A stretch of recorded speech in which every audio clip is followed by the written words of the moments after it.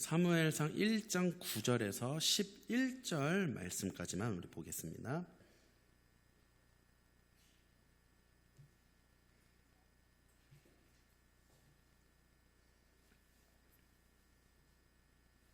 사무엘상 1장 9절에서 11절까지 우리 세 절이니까 저 여러분이 함께 한 목소리로 합독하겠습니다. 시작. 그들이 실로에서 먹고 마신 후에 한나가 일어나니 그때에 제사장 엘리는 여호와의 전 문설주 곁 의자에 앉아 있었더라. 한나가 마음이 괴로워서 여호와께 기도하고 통곡하며 서원하여 이르되 만군의 여호와여, 만일 주의 여종의 고통을 돌보시고 나를 기억하사 주의 여종을 잊지 아니하시고 주의 여종에게 아들을 주시면 내가 그의 평생에 그를 여호와께 드리고 삭도를 그의 머리에 대지 아니하겠나이다. 아멘. 할렐루야. 오늘도 예배 자리에 나오신 우리 모든 은혜이분교회 성도님들을 환영하고 축복합니다. 우리 옆 사람은 이렇게 인사할까요? 새해 복 많이 받으세요. 주하야, 하품하지 말고 인사해야지. 동그란 눈으로 저를 막 이렇게 쳐다보네요. 자, 예배 끝날 때까지 딱 그 눈빛으로. 자, 여러분, 얻어 걸린다라는 표현을 아실 겁니다. 제가 신대원 다닐 때 3학년 때 처음으로 사역을 나가게 됐는데요. 처음 사역지에서 제가 유치부를 맡게 되었어요. 그때 그 교회에서 전교인이 소풍을 갔는데 소풍을 어디로 갔냐면 오션월드로 갔었습니다. 우리도 전교인 소풍 한번 갈까요? 네. 자, 저는 이제 그 유치부 아이들을 인솔해서 해서 함께 갔는데 사실 제가 뭐 크게 할 일은 없었던 게 그 유치부 아이들의 부모님, 그러니까 어머님들이 다 따라왔기 때문에 제가 특별히 할 일은 없었고 저는 그냥 청년들하고 같이 전교인이 갔기 때문에 청년들하고 같이 그 놀이기구 타면서 놀아도 되는데 사실 저는 놀이기구를 별로 안 좋아합니다. 작년에 재작년인가요? 벌써 재작년이네요. 중고등부에서 한번 에버랜드를 갔다가 그 T-익스프레스 별로 안 무섭다고 해서 탔다가 죽을 뻔하고 저는 어지러움증이 많아서 잘 타지도 못하고 별로 좋아하지도 않고 그래서 저는 어차피 놀이기구를 못 타니까 그냥 내가 맡은 그 유치부 애들하고 물에서 이렇게 재밌게 놀아줘야겠다. 재밌게 놀아야지. 나도 딱히 있을 데도 없고 하니까 그렇게 놀아주고 있는데 나중에 유치부 학부모님들 사이에서 소문이 퍼진 거예요. 뭐냐면 세상에나 우리 유치부 전도사님은 자기 놀고 싶은 것도 포기하고 우리 애들하고 이렇게 놀아준다고. 그래서 제가 얘기했어요. 아니요, 저는 놀아준 게 아니라 제가 놀이기구도 잘 못하고 저 마땅히 있을 데도 없고 해서 그냥 저 애들 보이길래 그냥 논 겁니다 하니까 세상에나 우리 전도사님 겸손하기까지 하시다고. 아이들을 사랑하는 마음이 너무 대단하세요. 그래서 나 그게 아닌데 제 말을 안 들어요. 끝까지 전 아니라고 해도 그냥 그래라 마음대로 생각해라 이런 거를 얻어 걸렸다고 하죠. 제 의도와는 전혀 다른 의도로 해석이 되는데 그게 오히려 훨씬 좋은 상황들을 만들어내는 것, 이런 거를 우리가 얻어 걸렸다 이렇게 표현을 합니다. 근데 오늘 성경에도 얻어 걸린 사람들이 등장을 하는데요. 누구인지 오늘 본문을 통해 확인해 보겠습니다. 우리가 읽은 이 본문은 한나가 기도하는 장면인데요. 한나는 지금 굉장히 마음이 괴로운 상황이에요. 왜냐하면 자녀가 없기 때문입니다. 그래서 이 문제를 놓고 하나님 앞에 기도해요. 11절의 그 기도의 내용을 보면 만일 자녀를 저에게 주시면 삭도를 그의 머리에 대지 않겠습니다. 이렇게 기도를 해요. 근데 삭도를 대지 않는다, 이게 무슨 뜻이냐면 머리를 평생 깎지 않겠다는 거예요. 자녀를 주시면 머리를 안 깎겠습니다. 이게 무엇을 의미하냐면 민수기 6장에 나오는 나실인 제도하고 관련이 있어요. 한나는 지금 하나님께서 자신에게 자녀를 주시면 그 자녀를 나실인으로 드리겠다 서원하고 있는 거예요. 자, 그럼 나실인이 뭐냐? 제가 이제 민수기 6장의 내용을 좀 쉽게 요약해서 설명을 드릴게요. 쉽게 말하면 오늘날의 뭐 작정기도 아니면은 뭐 작정생활 이런 것과 비슷해요. 뭐 우리가 왜 21일 작정기도 한다든지 뭐 40일 새벽 예배를 작정한다던가 뭐 이런 것들과 비슷하다고 보시면 되는데 이 나시린은 조금 더 강도 높은 작정 제도예요. 기본 한 1년에서 2년 정도 혹은 그보다 더 이상이 될 수도 있고요. 이제 자기가 그 기간을 정합니다. 그 정도를 거룩하게 살겠다고 서원하는 것이 바로 나시린이에요. 이렇게 나시린으로 서원한 자들은 마치 이제 제가 금요일 날 말씀드렸던 레위인들처럼 그 정도의 거룩함으로 살게 됩니다. 그래서 우리가 왜 기도 21일, 40일 작정하면 그 기간 동안은 좀 다른 때보다 더 거룩하게 사는 것처럼 이 나시린도 그 기간 동안 지켜야 될 규례가 있어요. 크게 이제 민수기 6장의 내용을 3가지로 정리하면 첫 번째로 포도주와 독주를 멀리하는 것입니다. 사실 거룩한 삶에서 이런 것들을 멀리하는 건 너무도 당연한 일이죠. 근데 사실 독주야 그렇다 쳐도 이 포도주는 당시 이스라엘 사회에서는 거의 물처럼 흔하게 마시던 거였어요. 그러니까 약간 음료의 개념이었는데 그렇게 흔한 포도주조차도 나시린들은 금지했습니다. 그런데 포도주만 문제가 아니라 그냥 포도와 관련된 건 씨도 먹어서도 안 되고 포도 근처에도 가서는 안 되는 굉장히 엄격한 거룩함을 요구했었죠. 이게 첫 번째, 포도주와 독주 그리고 포도와 관련된 건 씨도 멀리하라는 것. 그리고 두 번째 규례가 시체를 만지지 말아야 할 것입니다. 이 시체는 죽음과 죄를 상징하는 것이기 때문에 죄로부터 멀어지는 그 거룩함을 요구하는 것이죠. 그래서 두 번째 규례가 시체를 만지지 말 것. 세 번째 규례가 오늘 본문에 나오는 삭도를 대지 않는 것, 머리를 자르지 않는 것입니다. 그래서 이 3가지 규례, 첫 번째는 포도주와 독주를 멀리하고, 두 번째는 시체를 만지지 말고, 세 번째는 머리에 삭도를 대지 않는 이 규례들을 일정 기간 동안 내가 작정하여서 거룩한 삶으로 하나님 앞에 그 기간 동안 헌신하겠습니다. 이렇게 서원하는 게 나시린 제도예요. 그리고 오늘 본문에 한나가 바로 자신에게 아들을 주시면 그 아들을 나시린으로 드리겠습니다. 이렇게 서원을 하는 거예요. 중요한 것은 나시린은 아까 말했듯이 일정 기간을 작정하는 거예요. 1년이든 2년이든 우리가 21일, 40일처럼 일정 기간을 작정하는 건데 한나가 뭐라고 이야기하냐면 내가 그의 평생에 주님께 드리겠습니다. 일평생 나시린으로 작정하고 있다는 것입니다.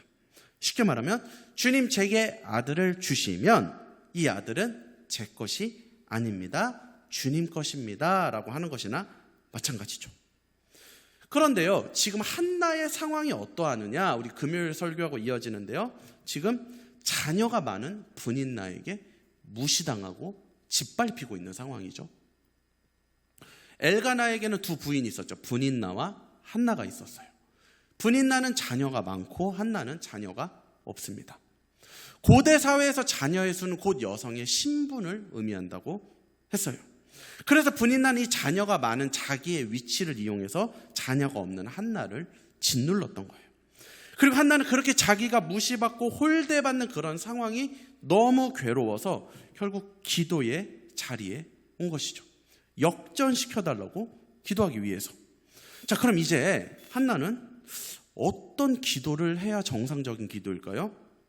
하나님 앞에 역전시켜달라고 왔으면 이제 한나에게 나와야 될 기도는 이런 거예요.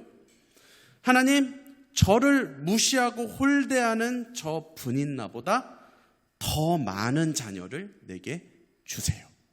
이게 정상적인 기도예요. 지금 제 위에서 나를 누르고 나를 무시하는 저 분인나보다 제 위치를 더 높여주세요. 분인나의 위치와 저의 위치를 역전시켜주세요. 이게 원래 정상적으로 나와야 하는 기도입니다. 우리가 세상에서 누군가에게 홀대받았을 때 복수하고 싶을 때 우리가 하는 기도들이 있죠. 하나님, 제가 이런 괴로운 일 당했습니다. 복수할 수 있게 해주세요. 저에게 힘을 주세요. 제가 그 사람을 누를 수 있는 위치에 가게 해주세요. 이게 사실 우리 기도의 수준이에요. 그럼 우리 기도 수준에서 한나라면 아까 그 기도를 했겠죠. 분인나보다 더 많은 자녀를 갖게 해주세요. 그런데 한나는 전혀 다른 기도를 해요. 주님, 저에게 자녀를 주시면 그 자녀를 나시린으로 평생 주님께 드리겠습니다. 아니, 분인나랑 경쟁하려면 이제 시작인데 하나 둘 모아도 모자랄 판에 힘들게 얻은 자녀를 다시 드린다고요? 지금 주님께 자녀를 드리겠다는 한나의 기도를 보면 한나가 정말로 원하는 것이 무엇인지를 우리는 알 수 있어요. 뭐 때문에 그렇게 마음이 괴롭고 원통한지가 보입니다. 브닌나가 자신을 무시할 때 이 한나가 마음 아픈 것은 자신이 브닌나보다 아래에 있어서 괴로운 것이 아닙니다. 그랬다면 많은 자녀를 달라고 기도했겠죠? 자녀를 주시면 주님께 드리겠습니다 하는 것은 한나가 진짜 원하는 것은 자녀가 아니라 브닌나하고 위치가 역전되는 게 아니라 하나님이 자신과 함께하고 계시다는 증표가 필요했던 거예요. 당시 이스라엘 사회에서 아이를 갖지 못하는 여성은 하나님께 저주받은 여성으로 여겨졌어요. 왜냐하면 자녀 자체를 복으로 여겼거든요. 자녀가 많은 집안일수록 하나님께 복을 많이 받은 집안. 그럼 자녀가 없는 집안은 하나님께 저주를 받은 집안으로 그렇게 여겨졌어요. 그러니까 한나가 정말 괴로웠던 것은 뭐냐면 하나님이 자신과 함께하지 않는 것 같은 이 상황이 너무 힘들었던 거예요. 브닌나보다 더 높은 위치에 가지 못한 게 힘든 게 아니라 하나님이 마치 자신을 등져버린 것만 같은 상황이 마음을 더 괴롭고 원통하게 하는 거예요. 이 괴로움이 뭔지 잘 아실 거예요. 어려움이 우리 가운데 찾아왔을 때 그 어려움보다 우리를 더 힘들게 하는 건 뭐예요? 하나님이 나와 함께하지 않는 것처럼 느껴질 때. 우리가 돈이 없으면 돈이 없어서 힘든 게 아니라 하나님이 나로부터 등진 것만 같아서 우리가 힘든 거예요. 그러나 여전히 내가 상황이 어려워도요, 하나님이 나와 함께 하심이 분명해지면 괜찮아져요. 여전히 나에게 말씀하시고 여전히 나에게 침묵하지 않으시고 여전히 그분의 음성을 내게 들려주시면 마음이 괴롭지 않습니다. 그래서 한나가 지금 자녀를 나시린으로 드리겠다는 기도는 결국 이거랑 똑같아요. 하나님, 저는 하나님이 필요합니다. 하나님의 함께 하심이 저에게 필요합니다. 내 인생을 여전히 하나님께서 통치하시고 나를 다스리고 계시다는 그 증표가 저에게 필요합니다. 그러니까 나와 함께하고 계시다는 그 사실을 주여 보여주시옵소서. 자녀 없어도 됩니다. 저 사람보다 내가 덜 가져도 됩니다. 여전히 그 사람보다 낮은 위치에 있어도 괜찮습니다. 다만 제가 원하는 것은 하나님께서 나와 함께하고 계시다는 것, 그것뿐입니다. 한나는 하나님의 함께하심을 구하는 기도를 한 거예요. 그리고 그 기도 중에 그 입에서 나온 것이 바로 나시린의 서원이에요. 일평생 나시린. 그런데 이 일평생 나시린의 서원이 하나님 마음에 딱 맞는 고백이었어요. 하나님이 기다리고 계셨던 고백이었어요. 왜 하나님께서 이 나시린의 서원을 기다리고 계셨냐? 자, 시간을 다시 사사기로 흘러갑니다. 사사기는 이스라엘이 가장 타락했던 시기라고 했어요. 영적인 어둠이 가득했던 시대입니다. 사실은 이전에, 조금 한참 전에 하나님께서는 이 어둠을 좀 끝내보고자, 이 사사기를 좀 끝내보고자 찾아갔던 가정이 있었어요. 마노아라는 가정인데요. 우리 성경 찾아볼게요. 사사기 13장입니다.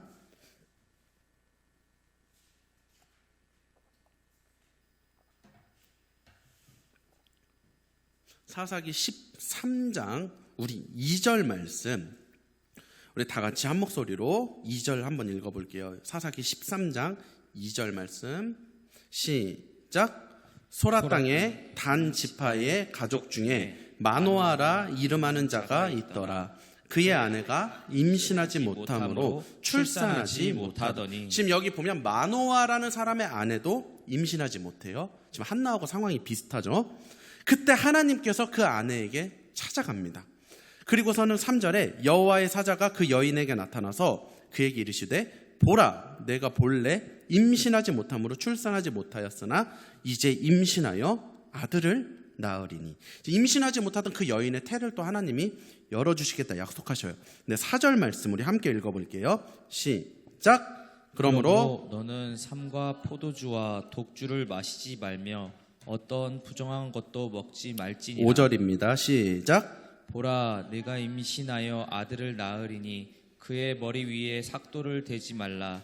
이 아이는 태에서 나옴으로부터 하나님께 바쳐진 나시리님이 되리라. 그가 블레셋 사람의 손에서 이스라엘을 구원하기 시작하리라 하시니. 아멘. 여기 보면 포도주와 독주를 마시지 말고 머리 위에 삭도를 대지 말라. 이제 이게 무슨 규례인지 아시겠죠? 나시린 규례입니다. 자, 5절 중간에 보면 이 아이는 태에서 나옴으로부터 하나님께 바쳐진 나시린이 됩니다. 그러니까 태어나면서부터 일평생 나시린이 될 것이라 하나님이 말씀하셔요. 일평생 나시린이 성경 역사상 처음 등장하는 순간입니다. 왜 일평생 나시린이냐? 워낙 사사기의 어둠이 강하다 보니까 그냥 일정 기간 작정하는 나시린으로는 부족해요. 그 사사기의 어둠을 몰아낼 정도라면 적어도 일평생을 거룩하게 드릴 나시린이 필요했던 거예요. 그렇게 구별된 자만이 사사기의 어둠을 끊을 수 있기 때문입니다. 그렇게 하나님께서 태에서 나오면서부터 나시린으로 만드셔서 이 사사기의 어둠을 끝내고자 했던 마노아 가정에서 태어난 아이가 우리가 아는 삼손입니다. 이스라엘의 마지막 12번째 사사 삼손. 우리가 힘이 센 그 삼손으로 알고 있죠. 하나님께서는 이 삼손에게 거는 기대가 매우 컸습니다. 태어나기 전부터 그 가정에 찾아가서 이것도 전례가 없는데 성경 역사상 전례 없던 일평생 나시린. 그것도 하나님이 먼저 찾아가서. 원래 나시린은 자기가 자원하는 제도입니다. 근데 하나님이 찾아가서 나시린으로 만들었던 그 인물이 삼손이에요. 근데 결론적으로 말하면요, 이 삼손은 블레셋으로부터 이스라엘을 잠시 구원하는 데는 쓰임받았지만 이 사사기의 영적 어둠의 고리를 끊는 데는 실패합니다. 왜 그러느냐? 나시린의 3가지 규례가 있었죠. 첫 번째 뭐였죠? 포도주와 독주를 먹지 않는 것. 두 번째 뭐였죠? 시체를 가까이 하지 않는 것. 세 번째 뭐였죠? 머리를 자르지 않는 것. 자, 근데 일평생 나시린이었던 삼손은 이 3가지 규례를 몽땅 어겨버려요. 우리 사사기 14장 볼게요. 사사기 14장 5절 말씀 우리 함께 읽어보겠습니다. 시작. 삼손이 그의 부모와 함께 딥나에 내려가 딥나의 포도원에 이른즉 젊은 사자가 그를 보고 소리지르는. 자, 여기 보면은 포도원에 이릅니다. 포도와 관련된 것은 씨도 멀리하는 나시린이 포도원에 들어갑니다. 첫 번째 규례를 어기죠. 그리고 8절입니다. 8절 말씀 시작. 얼마 후에 삼손이 그 여자를 맞이하려고 다시 가다가 돌이켜 그 사자의 주검을 본즉 사자의 몸에 벌떼와 꿀이 있는. 자, 여기 사자의 주검이라고 나오는데 주검이 시체라는 단어입니다. 자, 그런데 9절에 보면은 손으로 그 꿀을 떠서 걸어가며 먹고, 그러니까 아무렇지도 않게 시체 속에 있던 꿀을 떠서 먹습니다. 이렇게 두 번째 규례를 어기죠.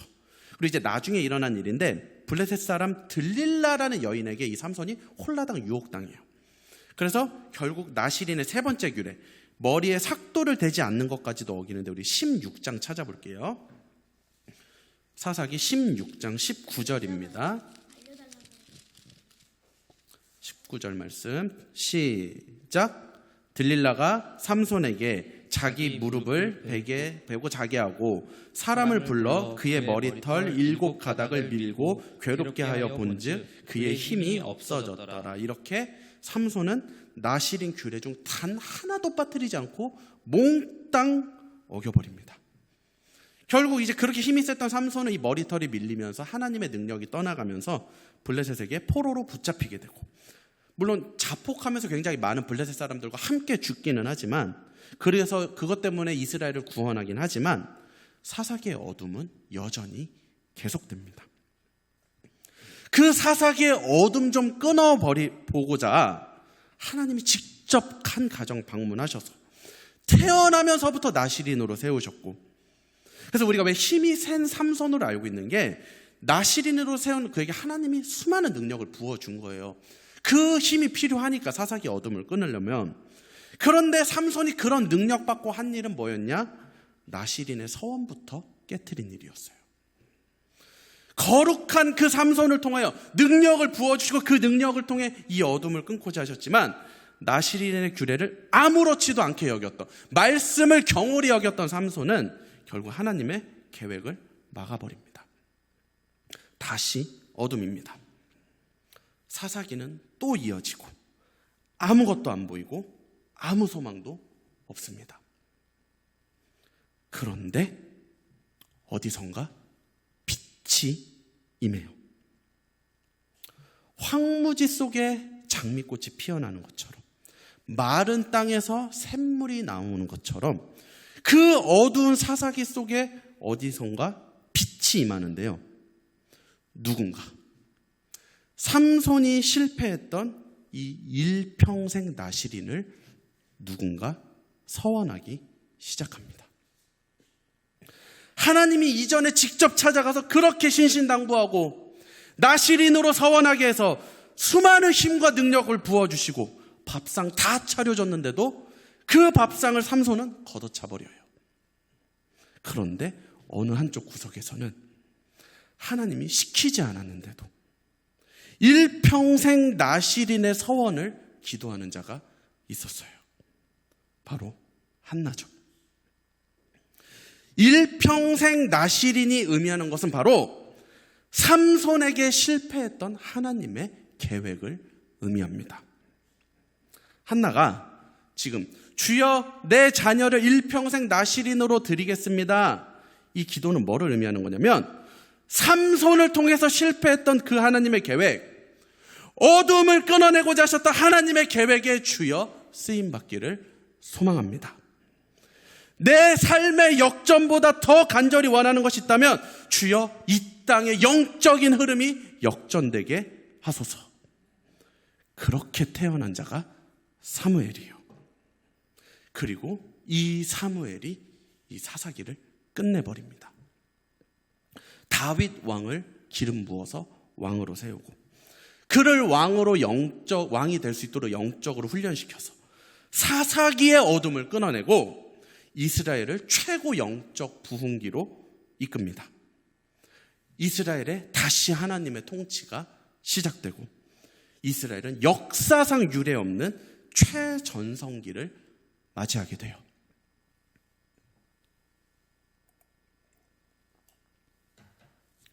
아까 제가 서두에서 얻어 걸린다는 표현을 했어요. 한나의 기도는요, 얻어 걸린 기도였습니다. 무슨 말이냐? 한나가 하나님 제 아들 사무엘을 통해서 삼손의 실패한 계획이 이루어지기를 소망합니다, 이런 기도한 게 아니죠. 한나는요 그냥 하나님의 함께 하심을 구했을 뿐이에요. 그냥 하나님의 임재를 구하는 기도를 했을 뿐이에요. 그런데 그 기도가 하나님께는 어떻게 들렸냐? 지금 저기서 한나가 이 어둠 가운데 저 한 줄기 빛이 비춰서 보니까 한나가 어떻게 기도하는가? 삼손에게 실패했던 그 계획 성취되기를 기도하고 있구나. 하나님께 이렇게 들리는 거예요. 이게 바로 얻어 걸린 기도입니다. 한나는 그냥 자기 마음이 괴로웠어요. 그래서 그냥 하나님의 함께 하심을 구한 것 뿐이에요. 근데 그게 하나님께는 어떻게 들렸다고요? 한나야, 네가 이 땅의 어둠을 몰아내달라고 기도하는구나. 이전에 실패했던 내 계획이 성취되게 해달라고 너 이렇게 기도하는구나. 하나님 이렇게 듣고 계세요. 그럼 우리 은혜 입은 교회 세운 목적이 분명하죠. 우리는 예배드리고 싶어서 세웠습니다. 교회를. 날마다 하나님의 충만한 은혜 가운데 살고 싶어서 우리는 시작한 거예요. 그냥 주의 아름다운 전에서 주를 고백하고 찬양하면서 그렇게 살고 싶어서 우리는 이 개척을 시작한 거예요. 그런데 이게 하나님께는 어떻게 전달되느냐?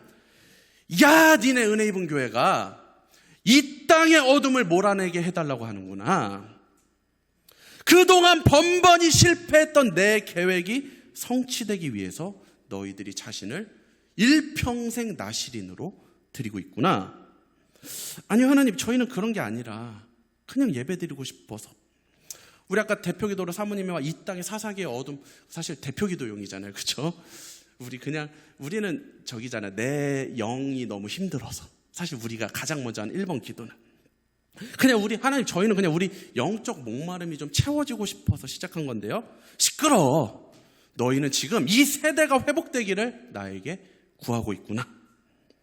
내가 그동안 수많은 목회자들에게 밥상 많이 차려줘 봤다. 수많은 교회들에게 밥상 진짜 많이 차려줘 봤다. 능력도 많이 줘봤고 물질의 풍성함도 줘봤고 사람도 다 보내줘 봤는데 그 밥상 삼손처럼 다 걷어차더라. 사사기의 어둠 끊어내라고 능력 주고 물질 주고 사람 보내줬더니 그게 자기들의 능력인 것 마냥 나시린의 규례부터 어기고 말씀 어기고 자기 배만 채우고 자기 교회밖에 모르고 자기들이 잘나서 그런 줄 알고. 그런데 그 실패한 계획을 너희 은혜 입은 교회를 통해서 이루어지게 해달라고 너희는 기도하고 있구나. 얻어 걸린 기도죠. 우린 그냥 나 괴로워서, 내 영혼이 너무 괴로워서, 내가 그냥 영적으로 목말라서 교회를 시작했는데 하나님은 이 개척에 뛰어든 것이 우리 자신을 나시린으로 드렸다고.